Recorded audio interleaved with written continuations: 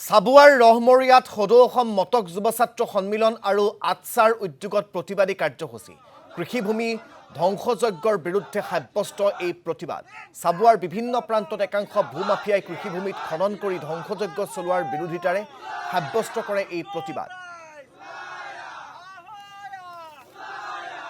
নিশ্চয় অৱগত আজি প্ৰায় কেইবা বছৰৰ পৰা ৰহমৰীয়া অঞ্চলৰ বিস্তৰ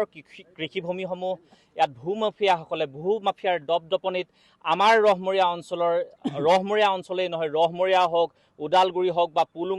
পুলুঙা অঞ্চলেই হওক ভূমাফিয়াৰ দপদপনিত বিস্তৰ কৃষিভূমিসমূহ অবৈধভাৱে খনন কৰি এই অঞ্চলৰ কৃষিভূমিৰ ধ্বংসযজ্ঞ অব্যাহত ৰাখিছে আমি বিভিন্ন সময়ত সংশ্লিষ্ট কৰ্তৃপক্ষক আমি অৱগত কৰি আহিছোঁ সাবুৱাৰ ৰাজচক্ৰ বিষয়ক এই বিষয় সন্দৰ্ভত আমি অৱগত কৰি আহিছোঁ তৎসত্ত্বেও আজি পৰ্যন্ত সংশ্লিষ্ট কৰ্তৃপক্ষই বিভাগীয় কৰ্তৃপক্ষই যি ধৰণে ব্যৱস্থা গ্ৰহণ কৰিব লাগিছিলে অবৈধ যি কৃষিভূমিসমূহ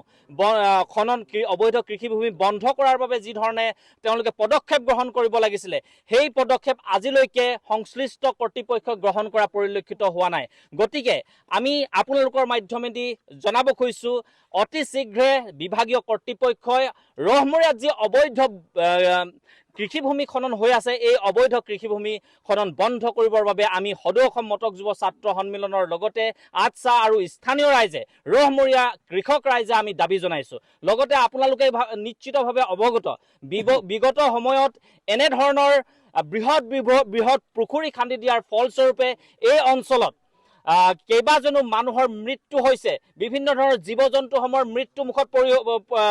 মৃত্যুমুখত পৰা পৰিলক্ষিত হৈছে যিহেতু অবৈধভাৱে অপৰিকল্পিতভাৱে বৃহৎ পুখুৰী খান্দি দিয়া পৰিলক্ষিত হৈছে আপোনালোকে নিশ্চিতভাৱে ইতিমধ্যে ফুটেজ গ্ৰহণ কৰিছে আপোনালোকেও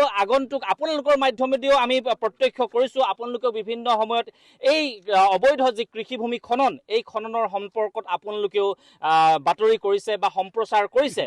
তৎসত্ত্বেও কিন্তু আজিলৈকে বিভাগীয় কৰ্তৃপক্ষক মেনেজ কৰাৰ কাৰণে সংশ্লিষ্ট কৰ্তৃপক্ষক মেনেজ কৰাৰ কাৰণে আজি পৰ্যন্ত এই ৰহমৰীয়া অঞ্চলত যি অবৈধ ভূমি খনন হৈ আছে অবৈধ কৃষিভূমি খনন